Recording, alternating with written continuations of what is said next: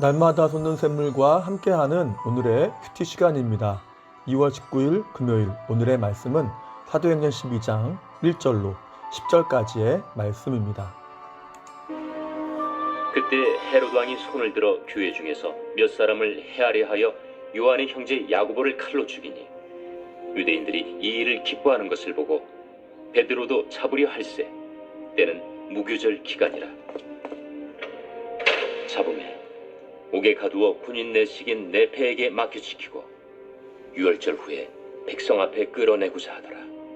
이에 베드로는 옥에 갇혔고 교회는 그를 위하여 간절히 하나님께 기도하더라. 헤롯이 잡아내려고 하는 그 전날 밤에 베드로가 두 군인 틈에서 두 쇠사슬에 매어 누워 자는데 파수꾼들이 문 밖에서 옥을 지키더니 호련히 주의 사자가 나타나매 옥 중에 광채가 빛나며 또 베드로의 옆구리를 쳐 깨워 이르되 급히 일어나라. 하니 쇠사슬이 그 손에서 벗어지더라. 띠를 띠고 신을 신으라. 베드로가 그대로 하니 겉옷을 입고 따라오라. 베드로가 나와서 따라갈새 천사가 하는 것이 생시인 줄 알지 못하고 환상을 보는가 하니라. 이에 첫째와 둘째 파수를 지나 시내로 통한 쇠문에 이르니 문이 저절로 열리는지라.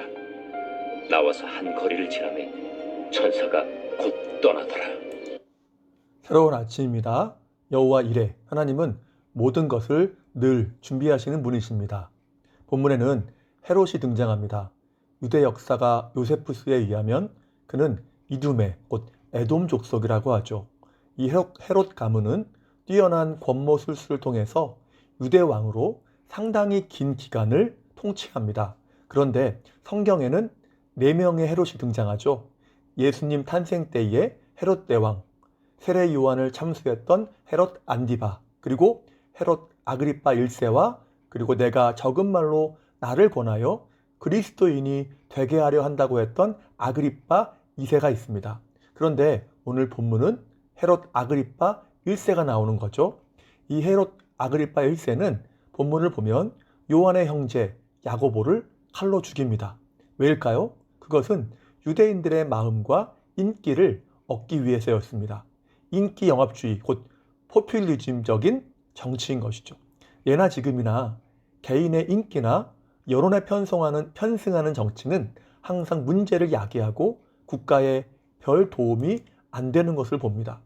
다시 본문을 보면 헤롯은 백성들이 야고보를 죽인 것을 기뻐하자 또다시 교회를 핍박할 생각을 합니다. 내친 김에 사도 중에서 예수님의 수제자라고 불렸던 베드로를 잡아들인 것입니다.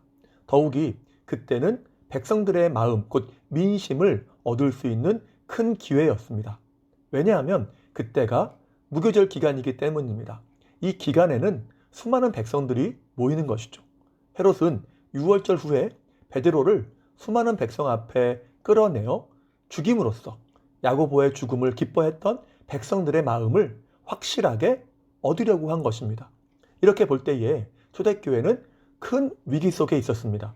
스데반이 이미 순교했고 본문 2절에서 야고보가 순교했을 뿐만 아니라 교회의 지도자 격인 베드로까지 잡혀서 죽을 위기에 있는 것입니다. 그렇지 않아도 극심한 박해로 교회가 위축되어 있는데 베드로까지 잡혔으니 엄청난 환란의 그림자가 드리운 것이죠. 오늘날 한국교회도 코로나19 속에서 환란 가운데 있다고 합니다.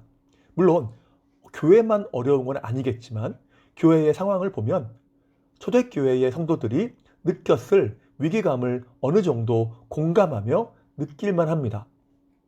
예배는 상당 부분 제한되어 있고 이단과 몇몇 교회의 지혜롭지 못한 모습 때문에 비난과 손가락질의 대상이 되면서 이미지 또한 매우 악화되어 있죠. 여러 교회들은 그 존속을 걱정해야 하는 상황에 처해 있기도 합니다. 그리고 이러한 어려움은 교회뿐 아니라 성도 개개인의 삶에도 존재할 것입니다.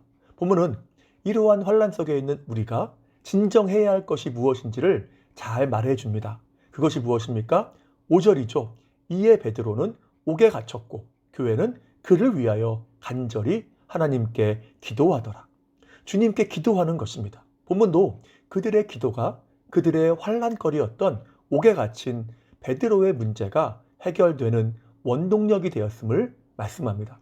그들은 기도했고 하나님은 역사하신 것이죠. 아니 이미 역사하고 계셨는데 기도할 때에 그 은혜를 경험한 것입니다. 그래서 기도는 중요하죠. 그 기도함이 이미 일하고 계신 하나님의 선하심을 경험하게 한다는 것입니다. 그러면 기도할 때에 하나님은 어떻게 역사하십니까? 그것이 6절부터 언급되는데 베드로는 감옥에서 잠을 자고 있습니다. 잠잔다는 것은 믿음에 의한 담대함 때문일 수도 있고 복음을 전하고 재판을 받느라 피곤해서일 수도 있습니다. 아무튼 베드로는 지금 잠들어 있습니다. 무엇을 이야기합니까? 이것은 베드로가 감옥에서 풀려나는 것이 인간적인 수단이나 능력에 의한 것이 아니라는 것이죠. 전적인 하나님의 능력과 은혜라는 것입니다. 그렇습니다. 이것은 환난 속에서 절망이나 낙심이 아니라 기도로 나아간 백성들에게 하나님이 응답하신 결과라는 것이죠. 그래서 시편 50편 15절에서 말씀하지 않습니까? 환난 날에 나를 부르라. 내가 너를 건지리니 내가 나를 영화롭게 하리라. 환난 날에 기도할 때에 주님은 거기에서 건지신다는 것입니다. 이것이 약속인 것이죠. 그래서 환난을 마주하는 성도의 태도는 매우 중요합니다. 환난, 고난, 근심거리를 볼 것이냐 아니면 환난이나 문제보다 크신 하나님을 볼 것이냐라는 것이죠. 왜냐하면 고난 또는 환난이 없는 사람은 아무도 없기 때문입니다. 욥기 5장 7절에서도 말씀하죠. 사람은 고생을 위하여 났으니 불꽃이 위로 날아가는 것 같으니라. 그렇습니다. 물론 고난만 있는 것은 아니지만 누구나 어려움은 있다는 것이죠. 경중이나 나타나는 양상이 다를 뿐 누구나 똑같다는 것입니다. 아무리 돈이 많아도 명예가 있어도 권력이 있어도 마찬가지입니다.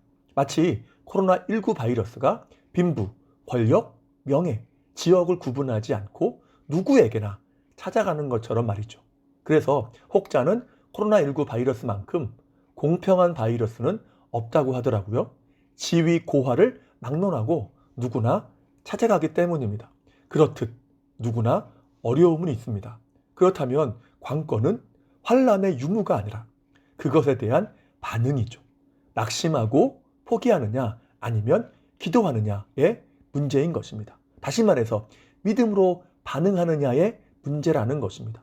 왜입니까? 기도가 믿음이기 때문입니다. 그래서 바울도 디모데후서 4장 7절에서 모든 믿음의 경주를 끝냈고 믿음을 지켰다고 고백하죠. 믿음을 지켰다? 무슨 말입니까? 기도했다는 것입니다. 때문에 많은 환난이 있었지만 승리했다는 것이죠. 본문도 5절을 보면 베드로는 옥에 갇혔고 교회는 기도했다라고 말씀하죠. 영어 성경에는 갇혔고라는 말 뒤에 but이라는 접속사가 나옵니다. 그러니까 이런 뜻인 거죠. 베드로는 옥에 갇혔지만 그러나라는 뜻인 것입니다. 무엇인가 반대되는 반전의 역사가 나타난다는 것입니다. 지금 베드로는 어떤 상황입니까? 4절에 보니까 4인씩 4패, 곧 16명이 지키고 있죠. 왜 이렇게까지 지켰을까요? 이미 사도행전 5장에서 베드로가 옥에 갇혔지만 주님은 천사를 보내셔서 꺼내주신 일이 있었거든요. 이번에는 절대 그런 일이 없도록 하겠다는 것입니다. 그렇게 지켰지만 기도할 때에 어떻게 되었습니까? 그러나의 역사가 나타난 것이죠. 잡았고 가두어 두려고 했지만 그러나 그 시도가 실패한 것입니다. 그래서 우리 역시 기도해야 합니다. 하나님은 어떤 문제와 환난보다 크시죠. 하나님이 일하시면 수많은 문제나 환난이 찾아올 수 있지만 그러나 우리를 가두어 놓을 수 없는 것입니다. 기도하면 크신 하나님 때문에 모든 어려움을 뛰어넘어 승리하게 되는 것이죠. 이제 말씀을 마무리합니다. 칼빈은 아브라함에게 이삭을 바치라고 하실 때의 그 상황을 이렇게 표현한 적이 있습니다. 그때 하나님은 왼손으로는 아브라함을 치셨고 오른손으로는 그를 감싸 안으셨다. 멋진 고백이죠. 그렇습니다. 하나님은 치기만 하시지 않습니다. 환난만 주시는 것은 아니라는 것이죠. 반드시 감싸 안으십니다. 그럼 이런 과정을 통해서 말씀하시는 것이 무엇일까요? 기도하라는 것입니다. 하나님만이 인생의 유일한 답이 되심을 깨닫게 하시고 기도의 자리로 붙잡고 끌고 가시는 것이죠. 이것이 성경이 말씀하는 바입니다. 그래서 우리는 성경을 통해서 우리의 삶을 조망해야 합니다. 인생 전체를 성경을 통해서 크게 보라는 것이죠. 그러면 하나님이 주권자일 뿐만 아니라 환난 날에 큰 도움이심을 알게 되기 때문입니다. 그러면 당연히 기도하게 되는 것이죠. 우리가 그러한 은혜가 충만해야 하겠습니다. 오늘은 시편 46편 1절을 읽고 마치겠습니다. 하나님은 우리의 피난처시요 힘이시니 환난 중에 만날 큰 도움이시라. 아멘. 기도하겠습니다.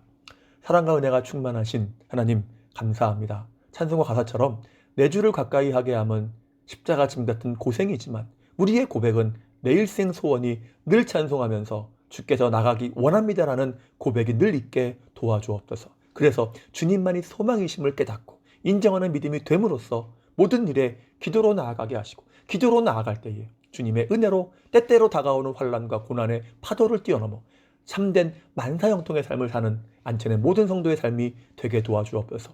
오늘 하루의 삶을 의탁합니다. 지키시고 보호하시며 필요한 모든 것으로 채워 주시옵소서. 다시 한번 주님의 은혜를 간구하오며 예수님의 이름으로 기도하옵나이다. 아멘.